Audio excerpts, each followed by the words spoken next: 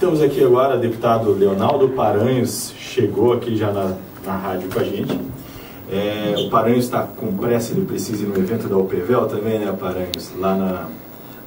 No Floresta, aqui no Floresta, aqui do lado. Paranhos, bom dia. Bom dia, Edson. Bom dia aos ouvintes da rádio. Uma alegria poder estar aqui com vocês. Eu sempre digo que a rádio é um instrumento valoroso, mas a rádio regionalizada ainda tem uma vantagem maior. Ela trata principalmente, não rigorosamente, mas dos temas que envolvem aqui a região norte. Só que ela está crescendo, né? Você está vendo que os temas aqui têm saído da pauta doméstica aqui, geograficamente falando, e ultrapassando aí, porque a rádio é um instrumento valoroso. Então eu fico muito feliz em ter mais essa oportunidade de estar aqui. A gente já saiu, o programa já saiu até a nível do estado, né? Foi no campo do Ismael. Foi no Ismael, né, que saiu o programa com as entrevistas aqui. Tá indo bem, a gente está conseguindo fazer uma boa discussão. O programa, para você saber, assim, a gente faz sempre uma discussão nacional, fazer uma discussão estadual, tem essa questão do impeachment que a gente faz debate, mas ele vai focando até chegar nas eleições municipais agora, as principais candidaturas. E você hoje vem liderando todas as pesquisas para prefeito de Cascavel. A primeira pergunta que a gente sempre faz é assim, você vai ser candidato mesmo? Óbvio que você não pode dizer, ainda é uma pré-candidatura, né? Porque tem que ser homologado, mas você está com disposição mesmo, está com gana, com vontade? Edson, eu estou trabalhando para isso, sim, né? Para levar o nosso nome, evidentemente, à convenção, esse rito normal que tem que acontecer. Mas muito mais importante do que isso é o que eu fiz nesses 20 anos de vida pública. Eu não tenho nenhuma vergonha de dizer que eu sou um agente público. Eu amo política.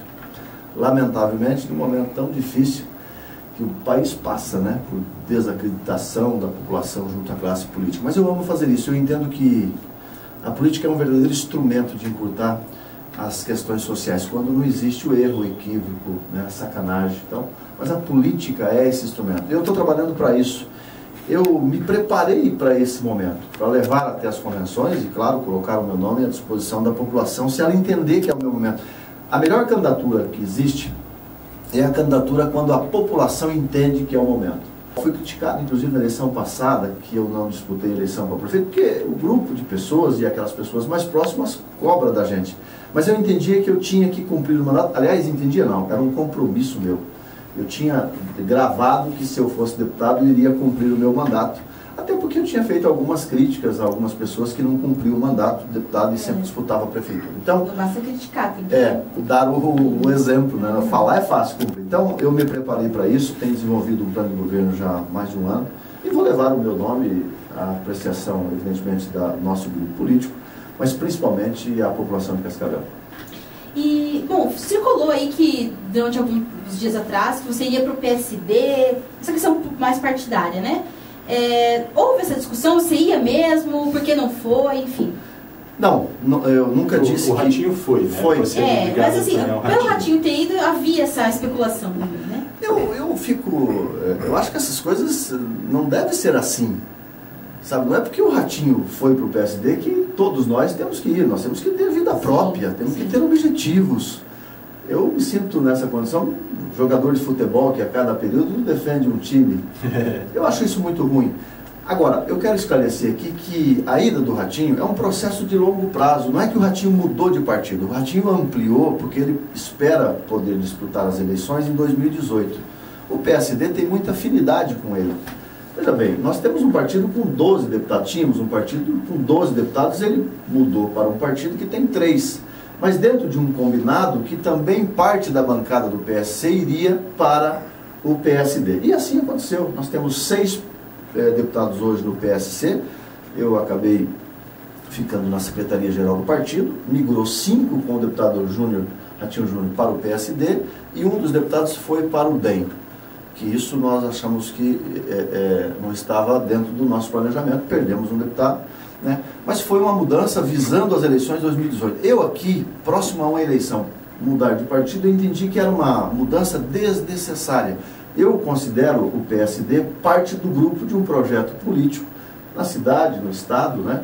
Que possa apresentar aí as nossas propostas e os nossos candidatos. Então eu achei desnecessário. Houve sim um convite, fiquei extremamente grato, mas houve um convite do PMDB, houve um convite do PSDB, houve um convite do PV e outros partidos que me convidaram também. Eu entendi que eu não queria criar boatos assim em cima da eleição, próximo da eleição. Por que mudar de partido? Eu estou construindo uma proposta de muitos anos no PSC. Tem um grupo político, né? Eu acho que não é necessário isso. Cobrar que a gente mude de partido para defender uma proposta. Não. O partido tem que ser menor do que nós, do que as nossas propostas. Entrando no ponto assim, você candidato, você sempre, o pessoal fala muito de você, desde quando você era vereador, sempre foi muito atacado, sempre também teve muita gente contra, assim como muita gente a favor. Então, porque tem posição, acaba tendo isso. Tem uma questão que eu acho que eu nunca vi ninguém te perguntar, mas sempre no meio político roda, sempre que vai conversando com o pessoal acaba rodando. Você está indo agora para um evento da UPVEL. A tua conversão, muita gente diz que isso foi uma questão política. Como que se deu a tua conversão? Como que foi isso? Porque isso vai surgir na campanha novamente, vai ter essa discussão. É natural que você houve uma ampliação de voto nesse perfil evangélico, esse pessoal teve um crescimento também, mas usam para te atacar, e mesmo aliados também dizem, olha, foi uma puta da sacada, foi um negócio bom ali. Eu nunca vi ninguém te perguntar sobre isso, eu queria te perguntar sobre isso, como que se deu essa sua conversão e como você está hoje? Edson, essa questão é de cunho extremamente pessoal, né? Eu disputei acho que 7 eleições, eu disputei 8 no total. 6 eleições eu disputei antes da minha conversão. Mas a minha conversão aconteceu no dia 30 de setembro de 2006. A eleição naquele ano foi no dia 1º, que era um domingo, dia 30 era no sábado. E eu me converti, né, tive um processo de encontro. O que é isso? Né? É polêmico falar sobre esse assunto, mas houve uma mudança na minha vida pessoal, no meu comportamento pessoal, né? Na minha visão de vida familiar, tudo. Isso aconteceu, tanto é que eu disputei a eleição, fui para as urnas naquele dia 1º de outubro, fiz novamente uma boa votação, quase 30 mil votos, e perdi a eleição em 2006. E eu me desfiliei, inclusive, do partido, fiquei 3 anos sem nenhum partido. Eu ia da minha empresa, que é na rua Minas Gerais, até minha casa no Mato Grosso, de noite e tal. E nunca mais falei de política. Eu me desliguei totalmente, porque na minha cabeça não era compatível. Sabe? Sabe aquele negócio assim, quando você resiste, né, e diz assim, não, eu vou vencer com as suas forças, com os seus braços, né? Quando eu abri mão disso tudo, porque eu tinha um projeto de ser deputado, né? Eu digo sempre que quando eu entreguei a minha vida para Deus, aí as oportunidades apareceram. Tanto é que eu imaginava que nunca mais disputaria a eleição. E aí em 2009, final de 2009, já entrando quase 2010, o deputado Ratinho Júnior, que era deputado federal, me procurou em Cascavel, eu nunca tinha tido contato com ele, me pedindo para filiar no PSC. Eu falei, olha, eu estou desligado da política já faz 3 anos, né? Ele falou, não, mas preside para mim o partido aqui, arruma aí um candidato a deputado e tal. E acabou acontecendo novamente a minha candidatura. Foi a eleição que eu menos fiz voto. Eu fiz 27 mil votos. E dos 54 deputados, eu fui número 53. Dos 3 do PSC, eu fui o 3º. E me elegi com 98% das urnas já apuradas, eu não era deputado ainda. Então, foi um mandato que eu tive uma percepção assim, que não foi com a minha luta, não foi com a minha força, foi algo que Deus me deu, né? Tanto é que nessa eleição de 2010 nós fizemos 70 mil votos, foi o sexto mais votado. Mas considero que o mandato de deputado que nós fizemos, além do meu esforço, da minha luta, teve a bênção de Deus. O que é isso? Tem um provérbio que fala, a Bíblia, provérbio 38, abre a tua boca em favor do mudo e em prol dos necessitados. Edson, você me conhece desde quando eu era vereador. Sim. Eu lembro também da sua militância. Sempre imaginei que você ia ser vereador o mais rápido possível, porque você sempre foi um menino atuante. Eu lembro de você lá na sua ação com os estudantes, a nossa luta, né? Eu faço política desse jeito, sabe, com emoção. Eu faço política com vontade, com determinação, né? Porque acho que essa é a nossa função. Eu não faço política por poder, por dinheiro, eu sou desapegado dessas coisas. Eu amo fazer política, então faço isso com profundidade nos temas que eu invoco para defender, né? As nossas lutas todas são conhecidas, e claro, como você disse no início, isso cria uma polêmica, porque as pessoas acham, né, que você está fazendo isso para aparecer. Eu não vejo razão nenhuma de você ter um mandato e não aprofundar nas questões que você tem que se aprofundar. Não vale a pena você ficar lá sentado naquela cadeira sem produzir. Então eu faço isso com muita... Mas a questão minha de conversão é uma questão pessoal e que mudou a minha vida para bem. Eu não estou aqui falando de religião. Nós temos pessoas boas na igreja evangélica, como temos pessoas más, temos pessoas boas na igreja católica, né? A minha família toda é católica. Foi uma questão minha pessoal, um encontro, né, que eu tive de um caminho que foi melhor para mim, né, algumas atitudes.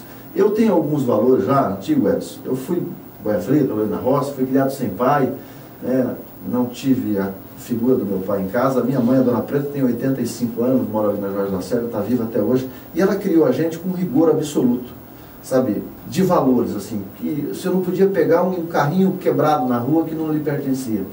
Esses valores eu trouxe comigo, eu faço isso com a minha filha.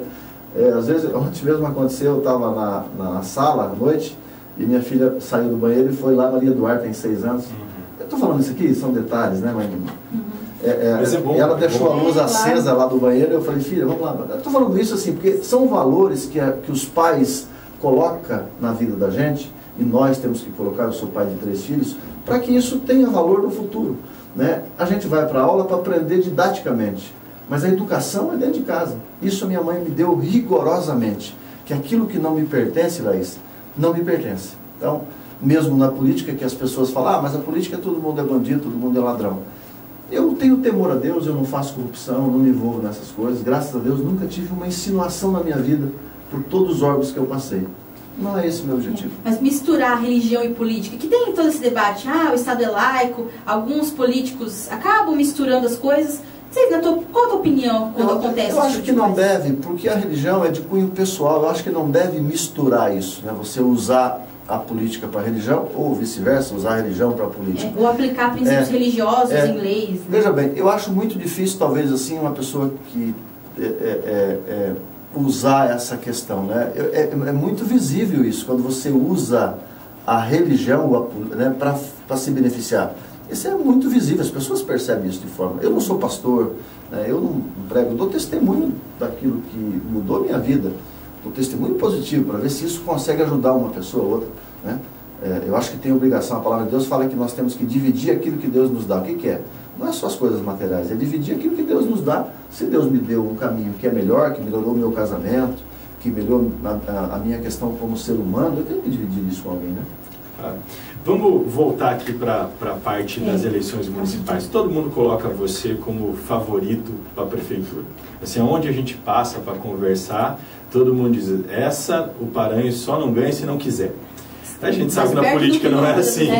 A gente sabe que política não é assim. Você tem que construir grupo, você tem que ter posicionamentos, você tem que... E posicionamentos quase sobre tudo, né? As pessoas pedem a tua opinião sobre qualquer coisa, sobre isso daí você vai ganhar e perder com essa opinião. O que você quer fazer mesmo na prefeitura de Cascavel? Tipo, qual que é o teu principal foco? Você vai virar prefeito hoje? Eu me lembro que você, quando era vice do Edgar, você virou prefeito 1 ou 2 dias lá. Foi a primeira vez que você virou prefeito. Você fez um mutirão na cidade aqui, fez uma confusão enorme e tal, de limpeza lá. Assim, você virou prefeito. Vamos dizer, próximas eleições, você vai ter que passar pelo Pacheco, vai ter que passar pelo Assis Marcos, talvez, enfim, pelo Marcos Vinícius. Mas você virou prefeito, o que é a tua primeira ação? O que você quer fazer mesmo, assim, que é a tua grande vontade? Márcio, você ser prefeito de uma cidade, seja pequena, média ou grande, é você lidar com o sonho, com a expectativa das pessoas, né? É isso. Por que as pessoas votam em você? A grande maioria, a absoluta maioria. E ainda mais se tratando de um cargo do executivo. Às vezes o voto para o legislativo até é mais vulnerável, mas o voto para prefeito é um voto de esperança. E aí você tem que trabalhar com o sentimento de vários setores. Se eu for na SIC falar sobre o posto de saúde do bairro, da cidade, isso talvez não chame tanta atenção. Os empresários, olha, né, não quero falar sobre outro assunto. Se eu for lá no fundo do bairro tratar sobre o aeroporto, também não vai chamar a atenção. As pessoas falam, eu não vou voar. Eu quero aqui o posto de saúde. Então, nós temos que trabalhar com o sentimento das pessoas. A decisão é essa. É prioridade absoluta. Instalar na prefeitura a prioridade das pessoas, não a minha.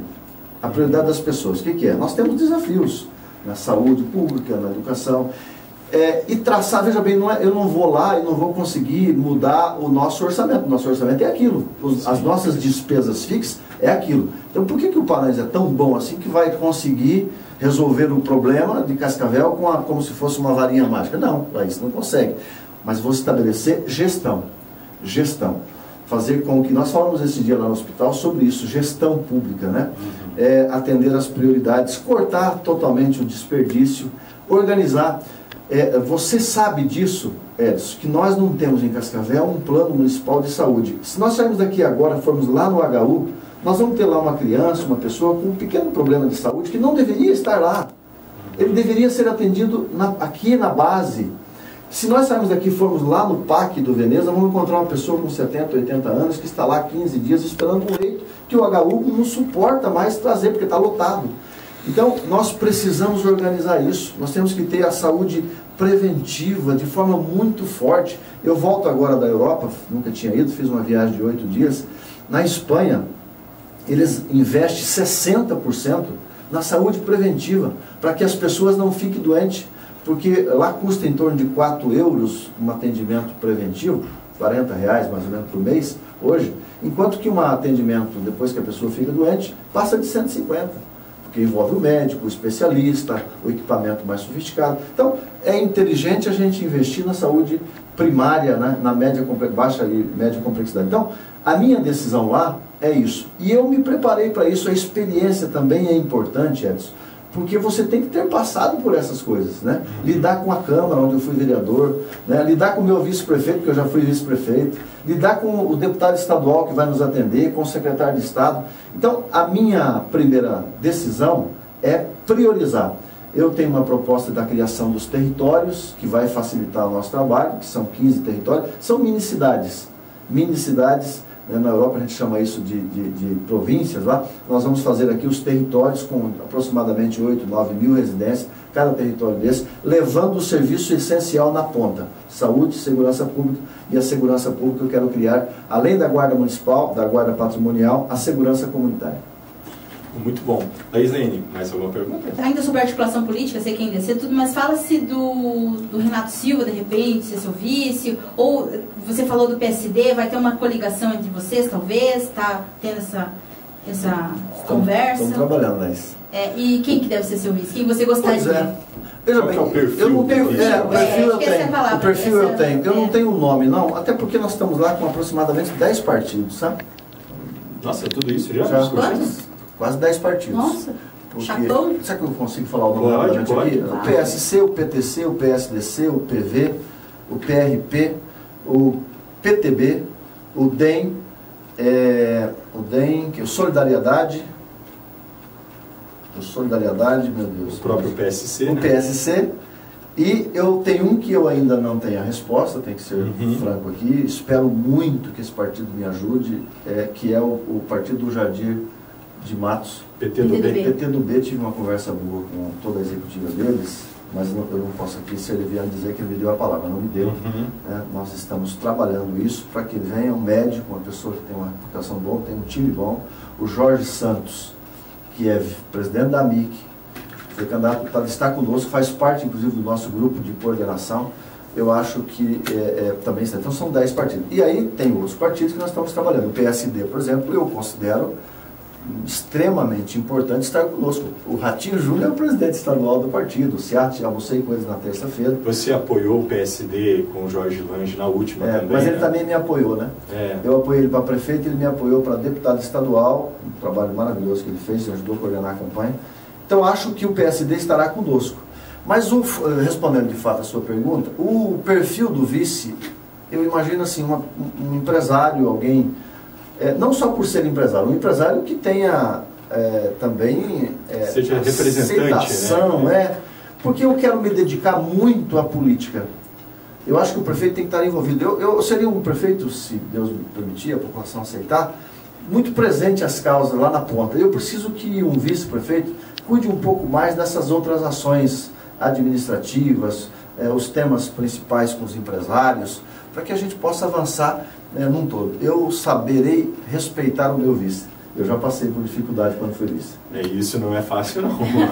A relação do prefeito com o vice sempre é muito difícil. Mas por isso que é bom, né, você ter passado por isso. Eu sei, pelo menos, como não tratar mal o vice. Tratar respeitosamente, porque eu passei por isso. Foi muito triste para mim, porque eu sentia assim que eu tinha interrompido a minha vida política. Eu estava com muita vontade. Talvez até faltou experiência minha. Não sei, e a tua chapa de vereadores? Você continua com 2 vereadores. Você perdeu o Menegatti saiu, o Vanderlei permaneceu. Ele mesmo falou pra gente que ele estava muito chateado, teve um período que ele ficou bastante chateado, que você é compadre dele, tem uma boa relação com ele e tal, mas teve um período ali que vocês se afastaram um pouco. E ele estava um pouco chateado, mas que vocês sentaram, conversaram, por intermédio, inclusive, do Renato Silva auxiliando e de mais algumas pessoas também auxiliando, vocês voltaram a ter uma boa relação, uma relação de proximidade. Ele permaneceu no PSC e assumiu o teu projeto. Isso ele falou pra gente aqui, que ele assumiu o teu projeto e vai vestir a camisa, vai para a campanha firme e forte.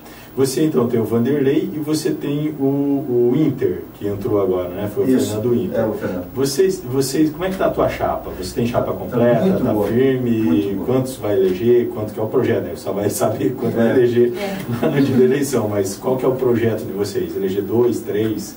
Na verdade, assim, a gente veio trabalhando na chapa do PSC há muito tempo. Nós fizemos um formato há um ano atrás que era segmentar a chapa de vereadores. Nós fomos atrás do mototáxi, do taxista, do vendedor ambulante, do médico, do empresário, de uma professora, e fomos fazendo. E depois fizemos, inclusive, geograficamente. Aqui tem? Não tem? Então vamos procurar alguém. Isso nos deu 65 pré-candidatos do PSC. Tanto é que no último dia agora, que era o último prazo para continuar ali, nós acabamos trazendo mais alguns nomes, entre eles o Sérgio Terres, o Léo Mion, o Carlinhos do Floresta, o Fernando Inter. O time é bom, né? O time é bom, o professor Santelo. Só no último dia nós fizemos um número de pessoas que passa de 8 mil votos no acervo da última eleição. Nosso time é muito forte, né? Do PSC, eu diria que a chapa é fantástica. Mas, evidentemente, que nós temos esses outros partidos que nós, inclusive, deslocamos respeitosamente alguns nomes para outras chapas, entre aspas, que considera a chapa mais fácil de se eleger, não sei qual que é o título aqui, uma chapa mais horizontal, né? Então nós deslocamos alguns nomes. Olha, esse partido aqui não tem gente com tanto voto, porque no PSC eu acho que nós teremos aí 10 nomes acima de 1.300 votos. Nossa. É forte. Botamos no papel Misael Júnior, Roberto Bruno Aoki, o Alessio, e aí vai, né? A professora Denilson. São 2 vereadores, né? Olha, só os nomes que você falou aqui. Nós temos 10 acima de 1.000 e poucos forte votos. Mesmo. E tem as mulheres também. Então, nós fizemos o trabalho. Agora, eu, sinceramente, a partir do momento da convenção, termina essa questão de PSC e passa o projeto 20, que todos nós estaremos envolvidos e nós, respeitosamente, vamos atender toda a chapa. Nós estamos 126 pré-candidatos nessa coligação. Acho que nós faríamos aí, nessa chapa, nós temos 21 vereadores, mas nós trabalhamos com a margem de 12 a 15 vereadores. Nosso projeto é grande. É ousado. Mas assim, é ousado. Agora, é claro que isso vai depender do desempenho meu enquanto candidato a prefeito e também dos próprios candidatos a vereador, né? Nosso projeto é esse. Mas pelos nomes que você apresenta, pelo teu histórico de voto, é um projeto factível. Eu acho que é possível chegar muito próximo disso. Deixa eu te perguntar aqui, para a gente te liberar, que eu sei que você tem o teu compromisso lá.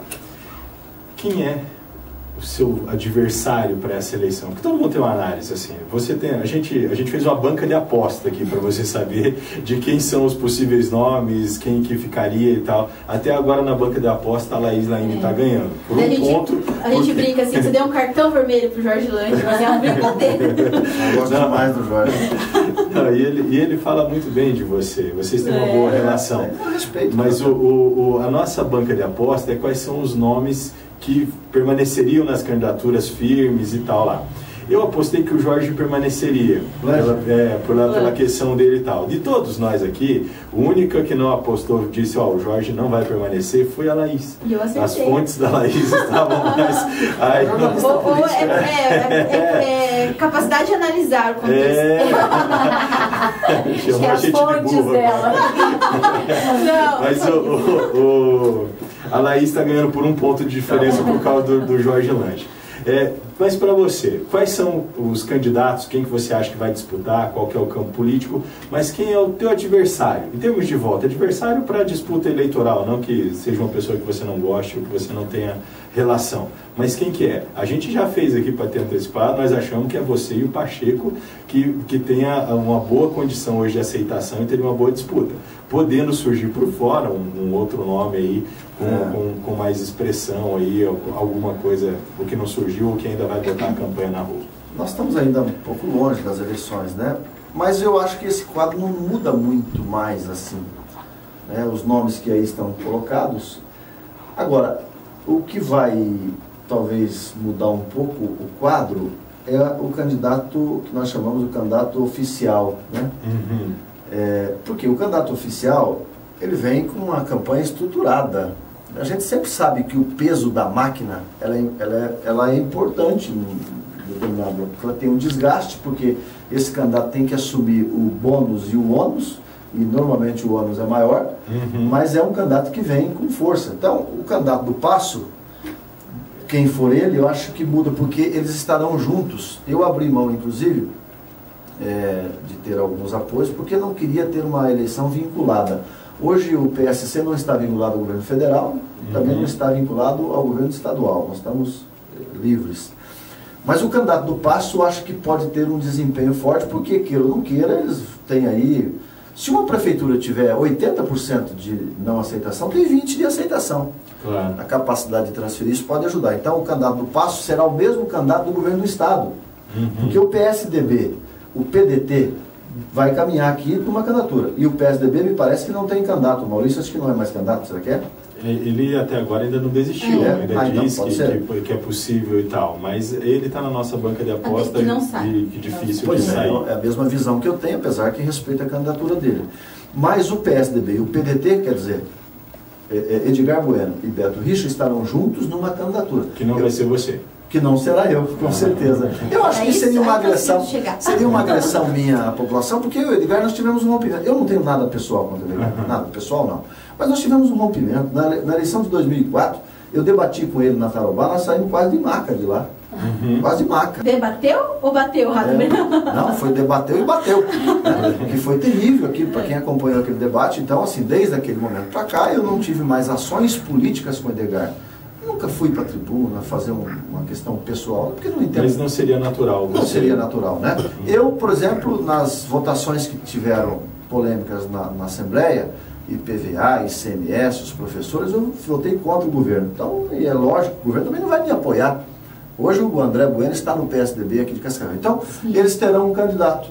Eu acho que esse candidato nós temos que ficar de olho, porque, evidentemente, ele poderá ter um poder de subir nas pesquisas. Que provavelmente não será nem você nem o Pacheco. Hoje está mais com o Marcos Vinícius. Eu acho que é por aí. Por esse caminho. O próprio Maurício, mas eu acho que o Marcos Vinícius. Paranhos, a gente quer te liberar, sabe que você tem o teu compromisso lá, então sua despedida aí, fale o que você tiver à vontade. Obrigado a todos vocês, obrigado pelo espaço.